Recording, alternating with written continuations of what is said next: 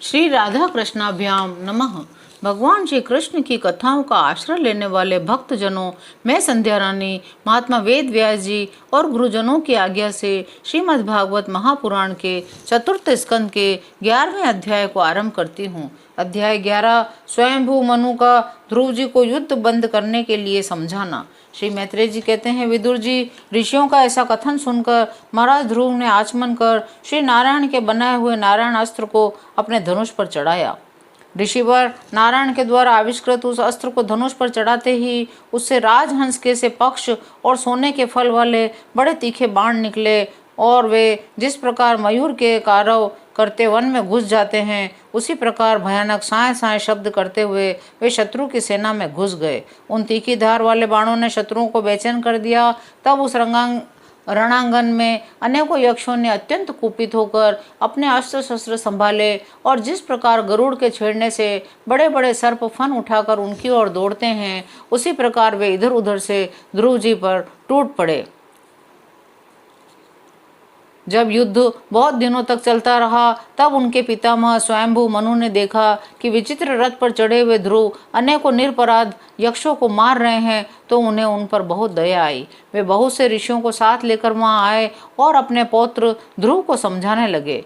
स्वयंभू मनु ने कहा, बेटा बस करो, अधिक क्रोध करना ठीक नहीं, यह पापी नरक का द्वार है। इसी के वशीभूत होकर तुमने निरपराध यक्षों का वध किया है। तुम जो निर्दोष यक्षों के संहार पर उतर रहे हो, यह हमारे कुल के योग्य कर्म नहीं है। साधु पुरुष इसकी बड़ी निंदा करते हैं। तुम्हारा अपने बड़े भाई पर बड़ा अनुराग था, यह तो ठीक है, परंतु देखो, उसके वध से संतप्त होकर तुमने एक यक्ष के अपराध करने पर प्रसंगवश कितनों की हत्या कर डाली।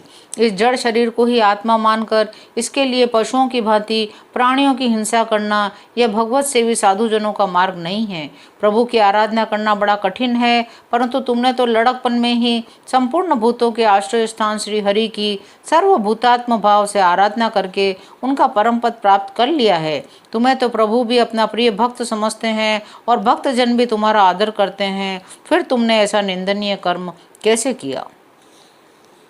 बेटा ध्रुव देहादि के रूप में परिणत हुए पंचभूतों से ही स्त्री पुरुष का आविर्भाव होता है, फिर उनके पारस्परिक समागम से दूसरे स्त्री पुरुष उत्पन्न होते हैं। इस प्रकार भगवान की माया से सत्वादि गुणों में न्यूनाधिक भाव होने से ही जैसे भूतों द्वारा शरीरों की रचना होती है, वैसे ही उनकी स्थिति और प्रलय भी होते हैं। निर्गुण परमात्मा तो इनमें केवल निमित्त मात्र हैं। उसके आश्रय से यह कार्य कारणात्मक जगत उसी प्रकार भ्रमता रहता है जैसे चुंबक के आश्रय से लोहा।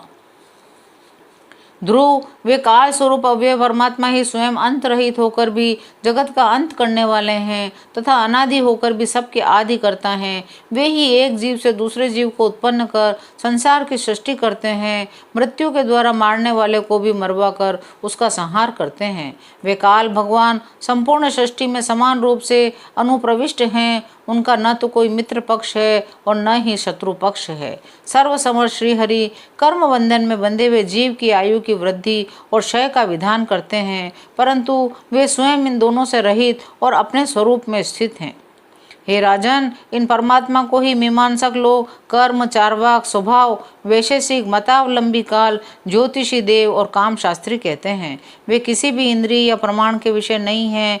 वे क्या करना चाहते हैं, इस बात को संसार में कोई नहीं जानता। फिर अपने मूल कारण को, उन प्रभु को तो कोई जान ही कैसे सकता है। बेटा, ये कुबेर के अनुचर तुम्हारे भाई को मारने वाले नहीं हैं, क्योंकि मनुष्य के जन्म मरण का वास्तविक कारण तो ईश्वर है। एकमात्र वही संसार को रचता, पालता और नष्ट करता है, किंतु अहंकार शून्य होने के कारण इसके गुण और कर्मों से वह सदा निर्लेप रहता है। वे संपूर्ण प्राणियों के अंतरात्मा, नियंता और रक्षा करने वाले प्रभु ही अपनी माया शक्ति से युक्त होकर समस्त जीवों का सृजन, पालन और संहार करते हैं। तुम 5 वर्ष की ही अवस्था में अपनी सौतेली माता के वाग बाणों से मर्माहत होकर माँ की गोद छोड़कर वन को चले गए थे। वहाँ तपस्या द्वारा जिन ऋषिकेश भगवान की आराधना करके तुमने त्रिलोकी से ऊपर ध्रुव पद प्राप्त किया है और जो तुम्हारे वैर भावहीन सरल हृदय में वात्सल्यवश विशेष रूप से विराजमान हुए थे, उन निर्गुण, अद्वितीय, अविनाशी और नित्य मुक्त परमात्मा को अध्यात्म दृष्टि से अपने अंतःकरण में ढूंढो। उनमें यह भेदभावमय प्रपंच न होने पर भी प्रतीत हो रहा है। ऐसा करने से सर्वशक्तिमान संपन्न परमात्मा स्वरूप सर्वांतर्यामी भगवान अनंत में तुम्हारी सुदृढ़ भक्ति होगी और उसके प्रभाव से तुम मैं मेरेपन के रूप में दृढ़ हुई अविद्या की गांठ को काट डालोगे। बेटा ध्रुव, जिस प्रकार औषधि से रोग शांत किया जाता है, उसी प्रकार मैंने तुम्हें जो कुछ उपदेश दिया है उस पर विचार करके अपने क्रोध को शांत करो। क्रोध कल्याण मार्ग का बड़ा ही विरोधी है। भगवान तुम्हारा मंगल करे। क्रोध के वशीभूत हुए पुरुष से सभी लोगों को बड़ा भय होता है। इसलिए जो बुद्धिमान पुरुष ऐसा चाहता है कि मुझसे किसी भी प्राणी को भय न हो और मुझे भी किसी से भय न हो, उसे क्रोध के वश में कभी नहीं होना चाहिए। तुमने जो यह समझकर कि ये मेरे भाई के मारने वाले हैं, इतने यक्षों का संहार किया, इससे तुम्हारे द्वारा भगवान शंकर के सखा कुबेर जी का बड़ा अपराध हुआ है। इसलिए बेटा, जब तक कि महापुरुषों का तेज हमारे कुल को आक्रांत नहीं कर लेता, इसके पहले ही विनम्र भाषण और विनय के द्वारा शीघ्र ही उन्हें प्रसन्न कर लो। इस प्रकार स्वयंभू मनु ने अपने पौत्र ध्रुव को शिक्षा दी। तब ध्रुव जी ने उन्हें प्रणाम किया। इसके बाद वे महर्षियों के सहित अपने लोक को चले गए। 11वां अध्याय यहाँ विराम लेता है। शेष अगले अंक में। जय श्री कृष्ण।